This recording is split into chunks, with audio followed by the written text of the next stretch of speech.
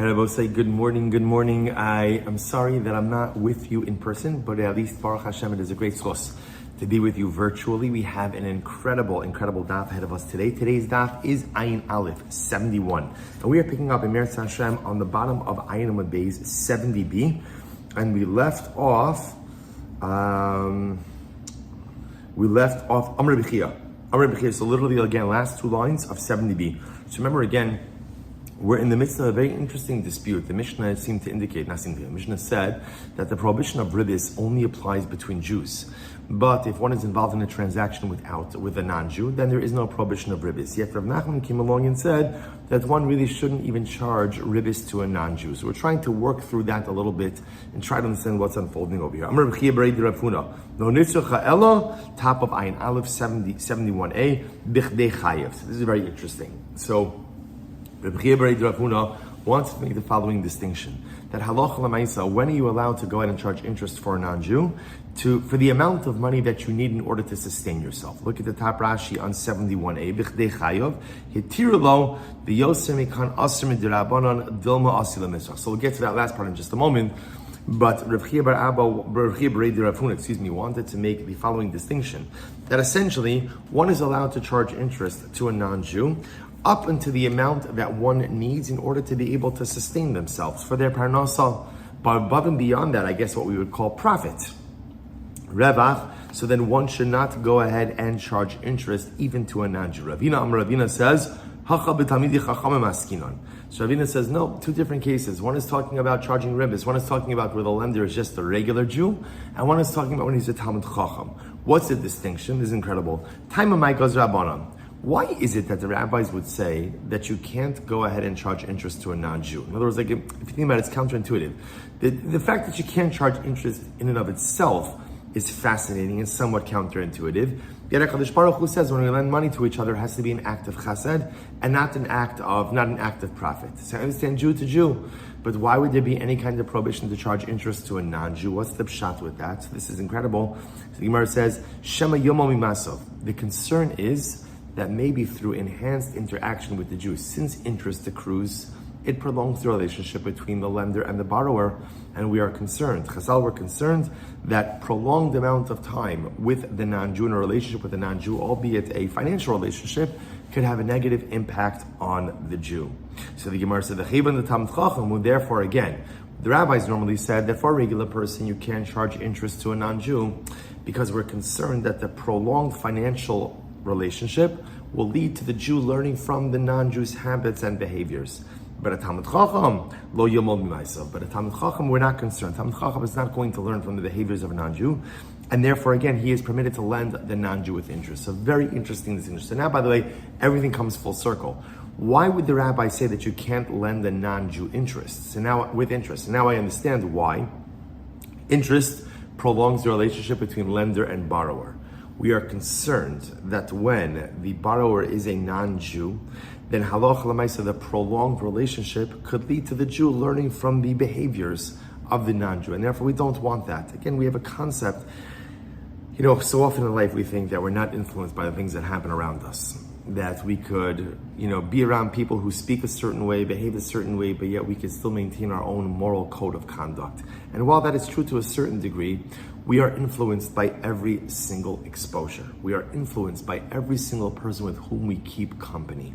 And therefore Chazal were concerned. Chazal understood that there has to be a distinction between Am Yisrael and the rest of the nations. So on one hand, we're obligated to be part of the world, and we're obligated to make a difference in the world, and we're obligated to have a positive impact, and to be Mekadesh Yisrael, to sanctify the name of HaKadosh Baruch Hu, but yet, we are also mandated to keep our distance. We're also mandated to ensure that the influences of the outside world do not seep into the collective neshama of Klal Yisrael. Incredible Gemara.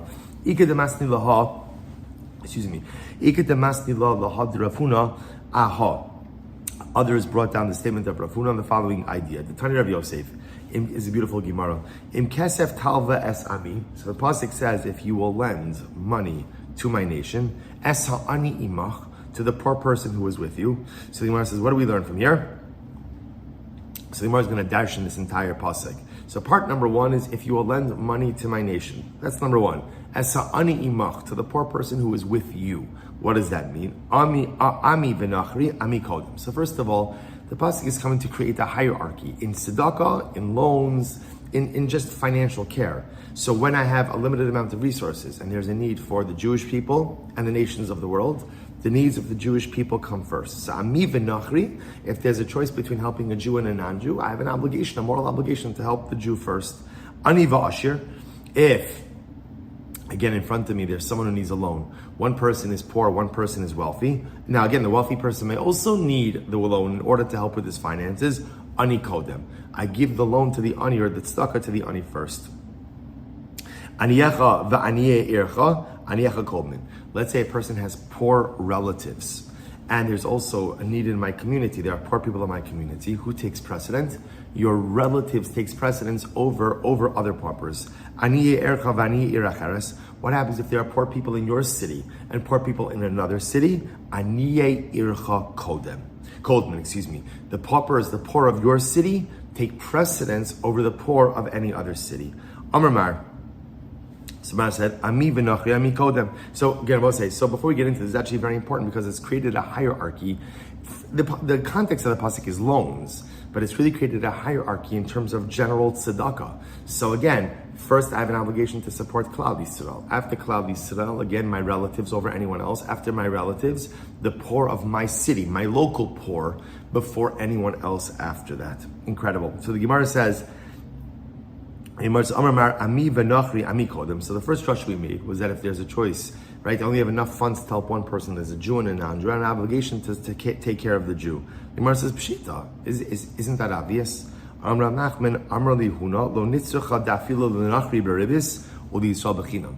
You might have thought like this: let's say I have a limited amount of money. I have the ability to make one loan. So in front of me, there's a Jew and there's a non-Jew. But here's the difference: the non-Jew is going to pay interest, and the Jew is not. I might have thought that I would have the right to therefore give precedence to the non-Jew since it's a financial benefit to me. Kamash Malo, no. Even in that case, I have to give precedence to the Jew. Incredible. Tanya. Rabbi Yossi. I think one of the interesting things is that we know that in Hilchos Tzedakah, there is a hierarchy. There's a hierarchy. So I think the way it often works in Tzedakah is that when a person makes themselves into a giver, then a person suddenly realizes that they have so much more to give than they ever realized before. There's the famous Metzia, Rabbi Nachman, when he was a young child. I've mentioned this a number of times. Rabbi Nachman, when he was a young child, so his mother would give him, we'll call it like $1. Obviously, it wasn't $1, whatever it was, a kopek, a ruble, whatever it was. Right? Give him $1, and he would go to the pushka. He would get 100 pennies, and he would give 1 penny at a time. And each and every penny, I'm going to fulfill mitzvah tzedakah, one after the other. Because Rabbi Nachman understood that there's a big difference between an act of giving $1 versus an act of giving 100 pennies. Even though quantitatively, at the end of the day, it's the same amount, but one is one act of giving and one is 100 acts of giving. What's the distinction? One act of giving is a beautiful mitzvah, but it doesn't necessarily make you into a giver. 100 acts of giving makes you into a giver. The more we give, and the more we do, and the more we habituate ourselves to becoming charitable people. Again, obviously all of us have limited funds, we have limited abilities. But the goal is to condition yourself to become a giver, right? To give, even if it's a little to a lot. But to condition yourself to give, something amazing happens. That once I condition myself to become a giver, I recognize that I have a lot more to give than I had recognized or understood beforehand. Suddenly, again, the hierarchies aren't as necessary because maybe there's actually enough to go around. And even the Gemara goes weiter. Tanya, Rabbi Yossi. Rabbi Yossi says as follows: Bo re'eh samios eneim shel malavi beribis. See how blinded people who lend with interest are. They're literally blinded by their greed. Adam kor lechaver rasha, yored imo lechayev. If Reuven calls Shimon a rasha, so there's recourse for that. We say sticks and stones may break my bones, but words will never harm me. That's not true. You call someone a rasha, so there's recourse. So literally, yored imo lechayev. So Tosis has a discussion over here. Tosis quotes Rabbi Tzaddik Gaon, who says that Allah you're even allowed to destroy a person's property if they call you a rasha. So Tosis says, I don't think that's correct. But on a most basic level, it can mean that you can go into financial competition with him. The point is there's recourse. You call someone a Rasha. Reuven calls Shimon a Rasha. Shimon has recourse against Reuven. That's how bad it is to call someone a Rasha. The Gemara says, yet, the Haim means those who lend with interest. Mevian Eidim Velavlar V'Kumos V'Dayo. Yet, watch this. Reuven lends Shimon with interest. So here, what does Reuven do? He gets a soul for a scribe because he's got to write up the document. He buys parchment. He gets a quill. He gets ink. All of this money spent. And what happens? The Chosman and witnesses to sign Ploni Zeh Kafar Belokei Yisrael. And what does the document essentially say? That Reuven has been a kofar. Literally, Reuven goes ahead and negates the existence of God. So what the Gemara is pointing out over here, Rabbi Yossi is saying is the irony. Right? If you call someone a Rasha, that's a terrible trespass and there's recourse for that. Yet when someone lends interest, it's almost as if they're codifying and memorializing their arishos, their inappropriate behavior. They're literally taking the inappropriateness and they're putting it in a document. And they're paying a sofer, and they're getting a quill and an ink and eidim. And essentially, what does the shtar say? What does the document say? That Reuven is a Rasha. Why is he a Rasha? Because he went ahead and he lent with interest. And in fact, the Gemara takes even a step further. That when a person lends with interest, it's as if he denies the existence of HaKadosh Baruch Hu. Now, you'll ask yourself, why so severe? It's a pretty severe statement. I understand. You want to tell me you're not allowed to lend with interest? HaKadosh Baruch Hu says you can't lend with interest. That's all. Hashem said you can't do it. You did it. That's an Aveira. It's an Aveira. But to say that if you lend with interest, it's as if you don't believe in HaKadosh Baruch Hu, what's the pshat? So remember, the Ribbon Shalom told us not to lend with interest. So whatever the reason is, or it's not, HaKadosh Baruch Hu told us not to do it. So if a Yid believes that HaKadosh Baruch Hu controls my finances, that HaKadosh Baruch Hu controls my monetary success, that HaKadosh Baruch Hu controls the outcome of my financial endeavors. So therefore, if Hashem tells me not to do something, not to lend with interest, I'm going to listen because HaKadosh Baruch Hu is in control anyway. So I might as well listen to him because he controls the outcome. And if I believe that he controls the outcome, then I know that lending with interest, which is against the will of God, is not going to produce financial benefits. So yet, if a person nevertheless does so if a person knows, HaKadosh Baruch Hu says, don't lend with interest, and yet I go and lend with interest, there's only one way to explain that behavior. I don't believe in Hashem. I know it's dramatic, but I don't believe in HaKadosh Baruch Hu. Because again, if I did believe, then I would know that God controls my finances, God controls the financial outcome of my transactions, and if He tells me not to lend with interest, no benefit is going to come from lending with interest. So therefore, if I defy all of that, if I negate all of that, ignore all of that, there can only be one understanding, which is, I don't believe in HaKadosh Baruch Hu. That deep down, I don't really believe in the Ribono Shel Olam. Overwhelming Gemara. Which, by the way, just in the positive way, just the hashkafa of it, that really is such a beautiful idea that the Ribono Shel Olam controls everything. And covered, like, the more we could instill that within ourselves, the better life becomes. So suddenly, again, the business deals become a little bit less stressful. Not totally unstressful, a little bit less stressful when I know that is the Ribono Shel Olam in the driver's seat. And in general, life really does become a little bit less stressful when you believe with all of your heart that HaKadosh Baruch Hu is in control. If I believe that Hashem is in control, and that He has my best interest in mind, and that He loves me, and that He's going to take care of me, so suddenly again, there's a little bit of a load that's lifted off my shoulders and I can breathe a little bit easier. I don't know how things are going to turn out. You're right. I don't know how things are going to turn out. But I know that HaKadosh Baruch Hu has my back. Incredible. Let's go back there. Tanya. Listen to this. So now, we see this in the positive. Anyone who has money and lends it to another yid without interest, Alaba Kasav Omer, about such a person, the pasuk says, Kaspo lo nasan beneshach, he has not given his money with interest, V'shochad anaki lo lakach, he's never taken a bribe to tilt judgment against the innocent, Ose'ela lo yimot liolam. A person like this will never falter. The Adam says in Talmud, a dramatic pasuk, that a person who has money, lends without interest, will never falter forever. Incredible. The Gemara says, Halamarata, Shekalamal beribis nechasem nismotitin. So we'll say, so the idea over here is, remember, you see two things. Number one, you see that a person who doesn't lend with interest, HaKadosh Baruch Hu is going to safeguard his financial interests. Number two, a person who does lend with interest, unfortunately, is going to see his assets diminish. The Gemara says, but here's the problem. And there's always a problem with the Gemaras like this. The Gemara says, what do you do with the fact that we see people who don't lend with interest? We see people who are honest, yet with all of that honesty, with all of that integrity, they still suffer financially. So how do you explain that? How do you explain that, right? The Gemara is so beautiful. Don't lend with interest. Listen to the word of HaKadosh Baruch Hu and you're going to see success. Lend with interest and you're not going to see success. I frack the Gemara. There are so many people who don't lend with interest. So many good Jews. They do the right thing, yet they financially suffer. So how do you explain that? So the Gemara says, Amar Elazar, Halalo mispotetin va'olin, v'halalo mispotetin ve'ein va'olin. Everyone struggles financially. Right? The Gemara says that poverty is a gal ha'miskalgel. It's a wheel that turns. Everyone suffers financially at some point. The difference is like this. Honest people with financial integrity who don't lend with interest and abide by the word of God, they will rebound. They will rebound.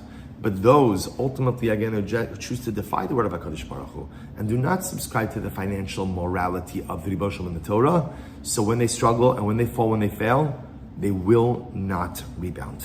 They will not rebound. So I will say, what an incredible, just the profound hashkafa in this, not just for loans, but for Yiddishkeit in general. What the Gemara is essentially asking is, we see so many examples of people who do the right thing, and yet at the end of the day, they still suffer. Right? Tzaddik v'ralo, bad things happen to good people. So many people are careful not to lend with interest, yet despite all of that, they still suffer financially. So how do you explain that? Which the Gemara says, right, they suffer, but they rebound. They come out on top. So what the Gemara is saying is like this, is that Yiddishkeit is all about the long game. And what we believe with all of our hearts and all of our soul is that if you do the right thing, at the end of the day, everything will work out. It may take time. Sometimes it's days, weeks, months, years, and sometimes it's generations. But at the end of the day, those who do the right thing will always come out on top. Even if they suffer a decline now, at the end of the day, they will rebound. They will come back from these setbacks. And I will say, this is what gives us the chizuk. This is what gives us the chizuk in the contemporary situation in which we are, where we know we are on the side of right. We know we are on the side of good. Yet it hurts so much that when it feels like the world is against us, we take a deep breath. Bava Metzia, Ayin Aleph, Amud Aleph. Sometimes in life there are setbacks. But if you know you're doing the right thing, you will come out on top. It is true financially, it's true spiritually, and it's true morally and ethically. However, we hold the moral high ground.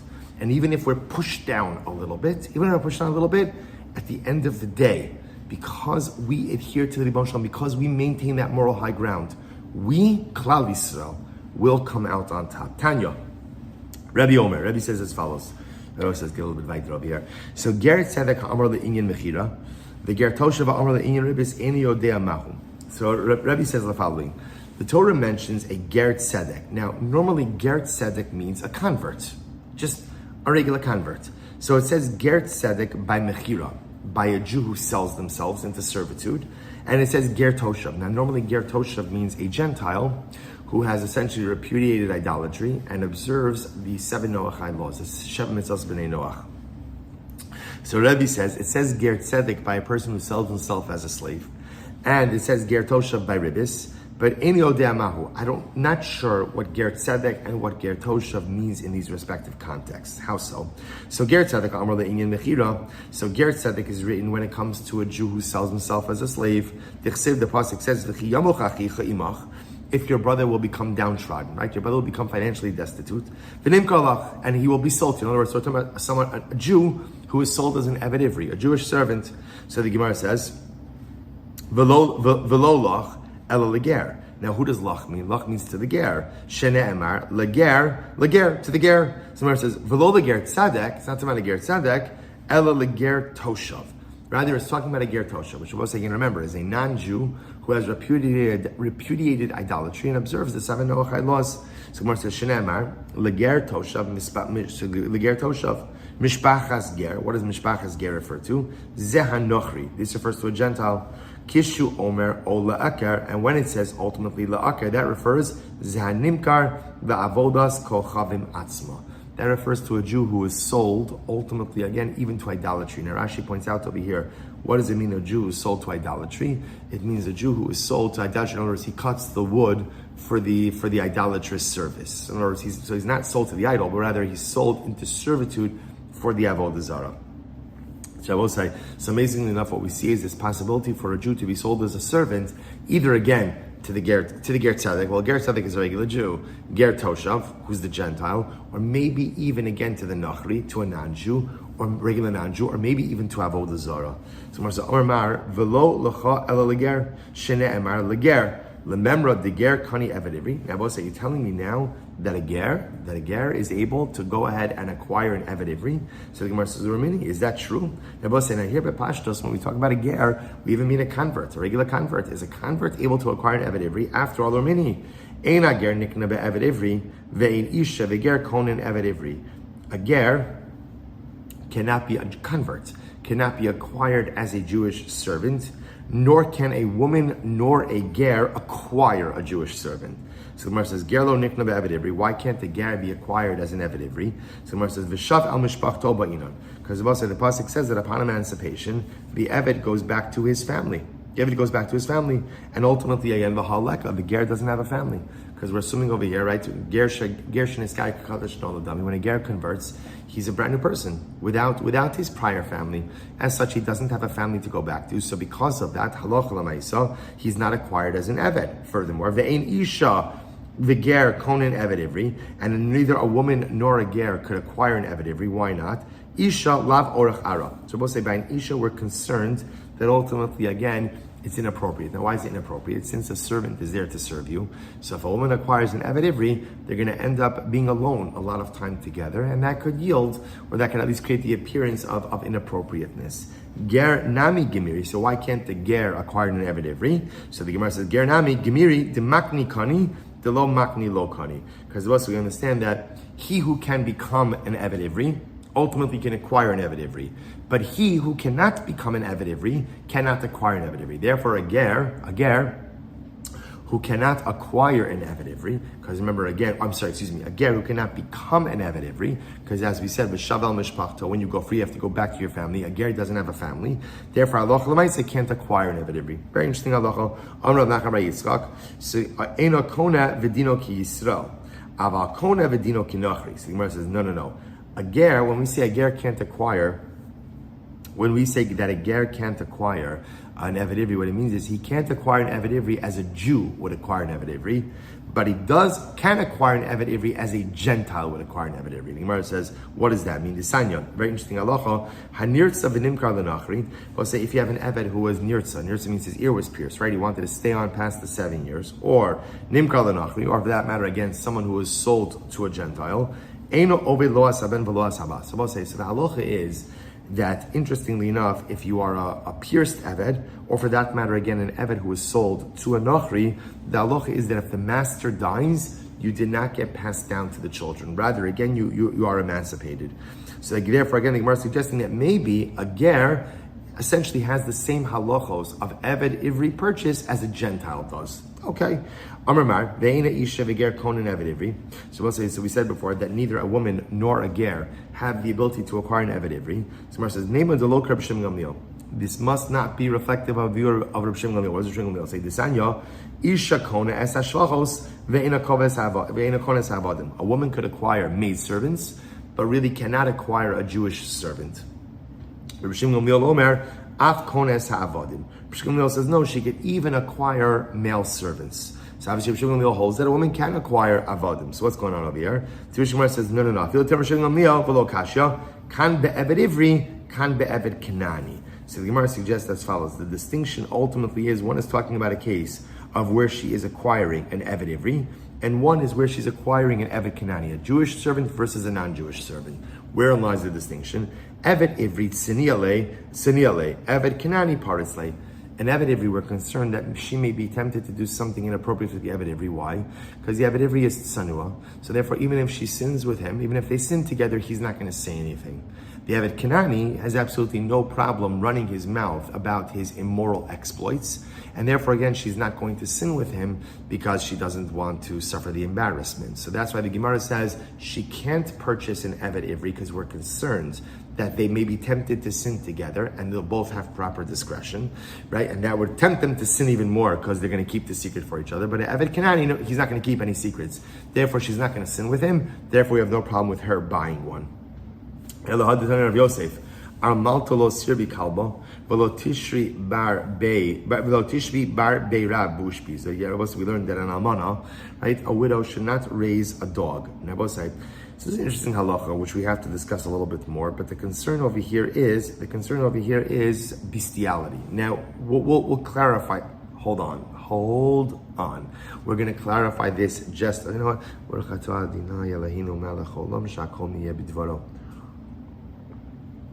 All right. We're going to clarify that in just a moment. So the Gemara says as follows.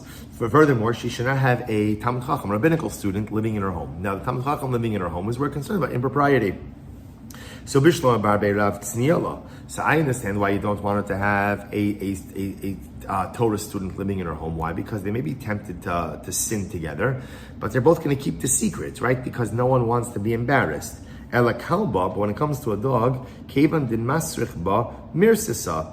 Here's the difference. I guess the Gemara assumes that once a person commits an act of bestiality with the animal clings to the person a lot. So people are going to see that and going to be like, something happened over here. So therefore, she's not going to come to sin with the animal because Lamaisa, again, she's going to be publicly shamed. Both say, the Gemara is highlighting the motif that in general, people sin. This is all of us. We all sin as long as the sin can remain private.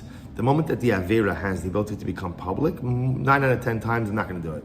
I'm not going to do it just because I don't want the public shaming of it. So therefore, to sin with a Talmud Chacham or a Torah student, she may be tempted to do so. They may be, it's not just her, they may be tempted to do so because they'll keep each other's secrets. But the dog, bestiality, if that happens, chas v'sholom, craziness, the dog's going to be following her around everywhere. People are going to say, hey, that's a little bit strange. Amri kevan dechi, I'm not even making any dog comments now. Amri kevan dechi shajile umsa masrich basra. Amri inshi mishum umsa deshanjile hu demisrach. The Gemara says, well, 1 second. The truth is, the dog will follow you around, not just for bestiality. Feed it, and it'll follow you. See, even if people see the dog following her around, they're not going to jump to the conclusion that there was bestiality over here, chas v'sholom. But rather, again, they could just as easily suppose that she's been feeding the dog. So because she's feeding the dog, that's why it's following her everywhere. Incredible. So we'll say, so that's the case of Ger Tzedek by, that's the section of Ger Tzedek by a person who sells himself as an Evet Ivri. The Gemara says, Ger Toshav Amar le'inyan ribis mahi. But what's the case of the Ger Toshav who's mentioned by ribis? So the pasuk says, when your brother will become downtrodden and he will extend his hand to you, hold on to him. Which means also keep. The whole Yisod HaChazaktabo means don't wait till someone falls down to pick them up, but rather when you see that someone's struggling, extend your hand and grab them there, because it is so much easier to keep someone standing while they're still on their feet than picking them up once they've fallen down. So the Gemara says, which also teaches us how attentive and just sensitive we have to be to the struggles of each other. So the Gemara says, Ger Toshav, so to a Ger, right? A Ger Vitoshav, a Ger and a Toshav, V'chai imach, and ultimately again they will live with you. Al tikach mi'ito neshech v'tarbis, don't take from them interest, v'yareisa me'elokecha, and you shall fear HaKadosh Baruch Hu. So the Gemara says, V'chai achicha imach. So therefore the pasuk says, right, V'chai achicha imach. So the Gemara says, that's the end of the pasuk. And your brother will live with you. And I was saying that here's what's interesting. What's interesting is it sounds like, right, the pasuk's saying that ultimately, again, if your brother is destitute and he's in trouble, hechazaktabo, go ahead, help him out, loan him money, and don't charge him interest. And who else is thrown into the pasuk? The ger and the toshav. Now, bipashtos, the ger is the convert, the ger tzaddik, a Jew. Toshav, bipashtos means a ger toshav, who's a non-Jew. So it sounds like the pasuk is saying you can't lend a non-Jew with interest.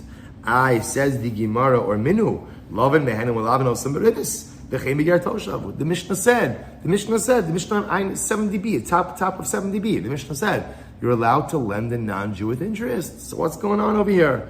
To which the Gemara said, Amrav Nachman bar Yitzchak, miksiv al tikach me'itam. Does the pasuk say you shouldn't take interest from them? It doesn't say them plural, rather me'itam me'itoksiv. Says, don't take interest from him. Who's the him? Mi Yisrael. Ultimately, again, from the Jew. So we'll say, essentially what the pasuk is saying is two different things. The pasuk is saying that there's an obligation if you see someone in your midst, whether he's a Jew, or whether he's a ger, a convert, or whether he's a toshav, a ger toshav, a Gentile who has repudiated idolatry and observes Shemus B'nai Noach, if he's struggling, help him. But the prohibition against interest, that only applies to another Jew. Right? That's atikach me'ito. Don't take, it doesn't say don't take from them interest, don't take from him. Who's the him? Your fellow Jew. Atikach me'ito neshech v'tarbis.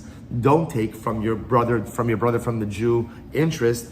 Aval ata na'aselo orev. But you can go ahead and we'll say Aina from base 71b, but you could become his guarantor. So the Gemara says, okay, what is this? So the Gemara says, Leman. The Gemara says, Arev Leman. So we'll say, who are you becoming a guarantor for? So watch this. Ilema Arev Li Yisrael. If ultimately, again, you're becoming a guarantor for a Jew, Vahatana, Elu over. So we'll say, so now if you're telling me that a Jew, right, is borrowing with interest from another Jew, right? Reuben lends Shimon money on interest, and now I'm the guarantor for Shimon. So the Gemara says, here's the problem with that, and we're going to get to this in Meretz Hashem. Here's the problem. Elu over below sasa. Both say, in an interest transaction, the following people are in violation. Malve, the lender, Lobe, the borrower, Ha'arev, the guarantor, Va'idim, and the witness is a sign of the document. So I can't guarantee an interest-bearing loan for another Jew. In other words, if Reuben lends Shimon money with interest, I can't guarantee that for Shimon because then I'm involved in the interest transaction. That's prohibited. So what's the case of me being a guarantor? Ella l'nochri. So we'll say, rather, this is very interesting. Rather, it must be that I'm guaranteeing an interest loan for a Gentile. The chayvan the dine dinachri the azl basar arva ihu nihu de kashakol mine rabisa.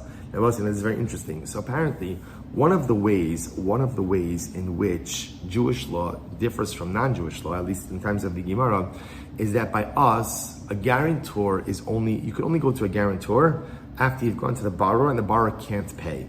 Apparently, again, in Gentile law, at least in times of the Gemara, you could go, if you're the lender, you can go right to the guarantor. Essentially, the guarantor is in the same position as the borrower. So if I, as the lender, want to go to the guarantor and just totally sidestep and bypass the borrower, I have the ability to do so.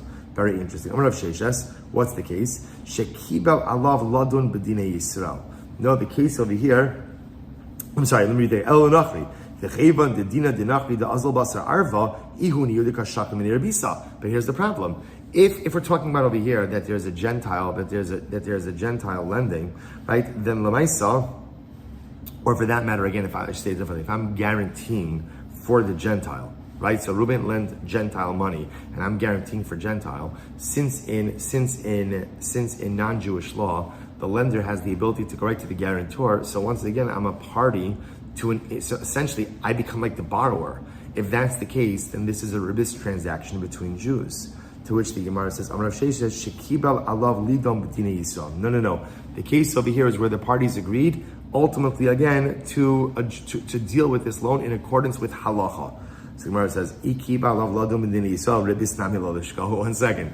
If you're talking about a transaction that is set up in accordance with halacha, then there shouldn't be ribis altogether. Right, ribis is prohibited by halacha. So what's going on over here? Rav Shesha shekibal alav lezu v'lo kibal alav lezu.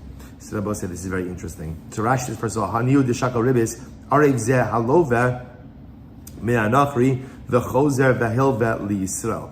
So we'll say, so ultimately, again, so here's what's interesting. So apparently, they took upon themselves in this transaction to conduct themselves in accordance with halacha when it comes to not going to the guarantor first, right? So we're going to go to the borrower first, not to the guarantor.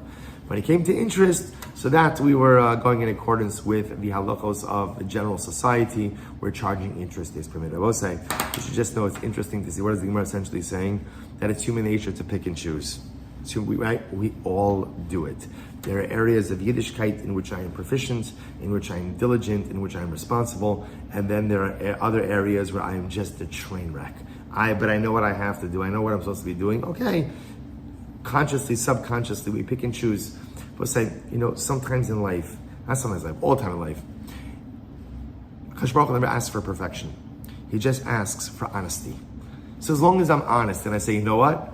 I'm picking and choosing. See, what often ends up happening is when we pick and choose, I don't really want to admit that I'm picking and choosing. So instead, what do? I don't do this. You know what? It's not my hashkafa, or it's not my this, or I'm modern, I'm Haredi, I'm Sioni, I'm Neturei Karta. I don't know, whatever. Like hashkafa, I like to append it to my identity to justify not doing something. When instead, it's just so much easier to say, you know what? I'm not doing something. I'm actually not doing a lot of things. And the truth is, not only that, I'm actually doing a lot of things wrong. I'm doing a lot of things right and well as well. I'm doing a lot of stuff wrong, and there's a whole bunch of stuff I'm not doing at all. Just own it. Kadosh Baruch Hu says, okay, great. Thank you for the honesty. And as long as you're trying to be a little bit better each and every day, that's all that Kadosh Baruch Hu asks of us. But we spend so much time picking and choosing and then justifying why I'm not doing this. Instead, just own it. I'm not doing it. You know, I'm a human being, I'm frail, I'm imperfect. I'm trying to be better, but I'm not yet where I need to get to. That level of honesty is all that HaKadosh Baruch Hu is looking for us, or looking to us for. That's all he's looking for. That sense of relationship, honesty. If there's honesty, then Amir Hashem we can build forward. Let's go right there. So Malvi Yisram Ba'osav Shal Nachri Medas HaNachri. So let's do a little bit more. So the Gemara says that the halacha is that a Jew is permitted to, now literally translated, a Jew is permitted to go ahead and lend the money of a Gentile with the knowledge or the consent of the Gentile, of the Nachri. So the Gemara says, what's going on over here? Tan Rabbanan, Malvi Yisrael Ma'osav Shal Nachri Midas HaNachri, Aval Lo Midas Yisrael. A Jew can lend the money of a Nachri, of a Gentile, with interest, as long as it's with the knowledge of the Gentile, but can't do so in a similar transaction with the knowledge of a Jew. The Gemara says, what are you talking about? Kesad. Here we go. Very interesting case. So watch this. Ruvain borrowed money from the Nachri. Ruvain borrowed $5,000 from Nachri. Okay. Now what happens? Ribis. So he borrowed $5,000 and he's going to pay back Nachri $6,000. Ubikesh lachziram. And now ultimately again, Ruvain is getting ready to pay back the loan. And what happens? Matzu Yisrael acher v'amar lo tneimli v'ani ela lecha kiderach she'ata malelo. So what happens? So Shimon comes along and Shimon says like this, hey Reuven, I have a good idea. Give me the money, and I'll give you whatever interest that you owe to Reuven. In other words, so instead of paying Reuven back, you are going to pay Reuven back now, and therefore X amount of interest accrued. Instead, give me the money. I want to use the money, and I'll take on the interest debt. So the interest is going to keep on accruing. I'll go ahead, and I'll just give you the extra interest, and then you could pay back the complete debt, including the extra interest that I ran up, that I accrued, ultimately again to Nachri. The Gemara says, Aser, you are not allowed to do that. Now, Rashi says why? Because that's viewed essentially as Ruvain lending money to Shimon with ribis. The fact that Ruvain is going to take it afterwards and give it back to Nachri doesn't make a difference. At the end of the day, Ruvain is giving Shimon $6,000, right? Which was the amount, which was principal of $5,000, $1,000 of interest that Ruvain had accrued. Now Shimon says, "Give it to me. Let me keep it for another year, and I'll give you back $7,000." The Gemara says, and again, even though it's clear Ruvain is giving that money to Nachri, but at the end of the day, that's interest, and it's viewed as an interest loan from Ruvain to Shimon, and therefore it is aser. However, again, if Ruvain introduces Shimon to Nachri, then it's mutter. Then the transaction is going to be mutter. Now what's the pshat? Rashi says over here, mutter deshluchohu. See, Rabbi say, here's what's interesting. But in the same transaction, right? So Nachri lent Ruvain $5,000. Ruvain is obligated to pay back $6,000, $5,000 principal, $1,000 interest. He's about to go ahead and pay back. Shimon says, Ruvain, give me the money, and I'll pay for whatever additional interest accrues. So normally, again, if this is just a transaction between Ruvain and Shimon, it's absolutely aser, it's ribis. If Ruvain introduces Shimon to Nachri, everything changes, because now Ruvain is simply, because Shimon has a relationship with Nachri, therefore Ruvain is viewed as the shaliach of Nachri, and therefore again, there is no ribis issue over here. Fascinating. Now the opposite case is also interesting. V'chein, Nachri shalava ma'os mi Yisrael. What happens if Ruvain lent $5,000 to Nachri. Remember again, the halacha is you're allowed to charge interest to a non-Jew. So Reuven lends $5,000 to Nachri with the agreement that Nachri is going to pay him back $6,000. Okay, so what happens? So now Nachri is getting ready to pay back $6,000. So Metzia Yisrael Acher, Shimon comes to Nachri and he says, Nachri va'amarlo, tinamli, v'ani ela l'cha kiderech she'ata ma'alelo. And what happens? So now Shimon says to Nachri, Nachri, don't pay back Reuven. Give me the money. And again, whatever additional interest accrues, I'll give back to you, and you'll give it back to Reuven. What's the halacha? Mutter. Now we'll say this is mutter. Now remember again, they're opposite cases. Why is this mutter? Because since Reuven and Shimon have no connection with each other, therefore again, this is considered to be an interest-bearing loan from Nachri to Shimon, which is totally permitted. However, but if Nachri says, great, sounds fantastic, let me introduce you to my lender, Reuven, and he introduces Shimon to Reuven, now it's over. Because now since Reuven and Shimon have a relationship, they met each other, then I will say the problem is this becomes an interest-bearing transaction between Jews. Incredible. So Bishlam Sefer L'Chumra. So I understand in the second case that it goes L'Chumra, El Reisha, Kevan De'en Shlichos Nachri. But I will say in the Reisha, there's no concept, we're going to get into this, but there is no concept of Shlichos for a Nachri. Now, as we'll say, Shlichos is a din by Jews. There is no shlichus by a non-Jew. Ihu nihu tekashako minei bisa. So because there's no shlichus by a nachri, so I don't understand. This should be. In other words, we'll say, even if you want to say in the first case, right? I should say in 1B or 1A, where Reuven introduced Shimon to Nachri, to the lender. So we said, oh, that's fine, because it's just viewed as Reuven being the shaliach of Nachri, and therefore when Shimon pays back the interest, he's really paying it back to Reuven, who's a shaliach of the Nachri. So therefore this is a transaction between a Jew and a non-Jew.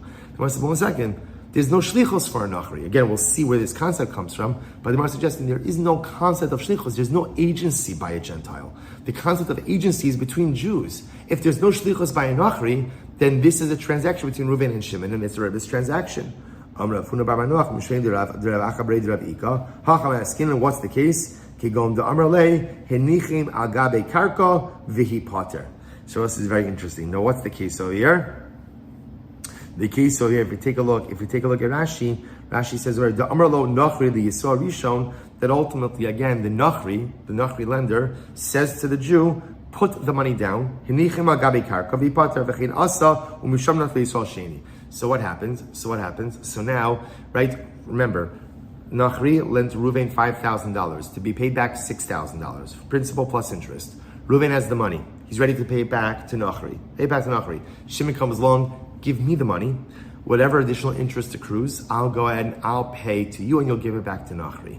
The problem is, we're saying now, so originally we thought that, and now originally, again, assuming that Reuven introduces Shimon to Nachri, we thought it should be fine, because halacha l'maisa, Reuven is then acting in the capacity of the shaliach, of the agent for Nachri.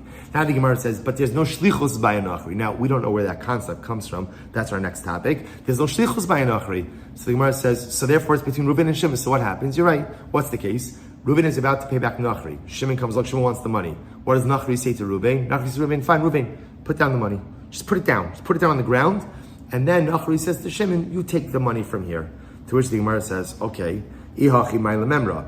So I will say, if that's what happened, then what is there to say? Essentially, if Reuven's ready to pay back Nachri, and Nachri says to Reuven, put down the money, and then he says, Shimon, you take the money, so then this is a transaction between Nachri and Shimon. What's the problem over here? Ela amrat papa kigon shenata v'nasan biyad. So I will say, what's the case over here? The case over here, ultimately, again, is when Rashi says, Kigon shenasa v'nasan ha-nachri biyad, v'kiba min ha-rishon v'nasan l'sheni. The Nachri received it from Reuven, received the payment from Reuven, and gave it to Shimon. The Gemara says, again, v'akati, ma'ila memra. What is the problem with that? What's the problem with that? Ma'odite, what would you have thought?